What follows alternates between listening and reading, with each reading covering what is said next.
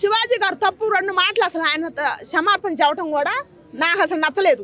ఎందుకు చెప్పాలా, ఆయనకు కూడా ఇష్టం లేదు. ఈ సిగ్గులేని జనం కోసం చెప్పిండు తట్టుకోలేక.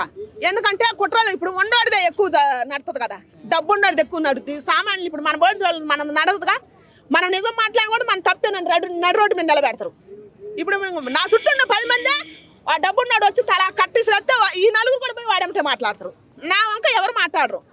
అదే జరిగింది శివాజీ గారికి, అదే నడిచింది. ధర్మం తలదించుకుంది, అధర్మం లేచింది. అందుకని ఆయనకేం కాదు. అధర్మే, పక్కా అధర్మే. నేను చెబుతున్నా, ఇప్పుడు ఆడపిల్లలు ఇంతమందికి ఇన్ని జరుగుతున్నాయి. మీరు 100 మంది మహిళలు పోయి మహిళా కమిషన్ మీద కేసు వేయచ్చు కదా, మహిళా కమిషన్ తప్పు అని చెప్పి వేయాలా, వేయచ్చు కదా. వేయాలి మరి ఖచ్చితంగా. అసలు నాకైతే ఇంతవరకు మహిళా ఉమెన్ కమిషన్ అంటే ఇంతవరకు అసలు తెలియదండి, ఇప్పుడు తెలుస్తుంది.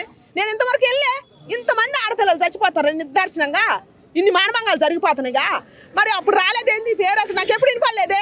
ఇప్పుడు ఆడపిల్లల గురించి గౌరవంగా మాట్లాడినప్పుడు ఇప్పుడు వినపడుతుంది.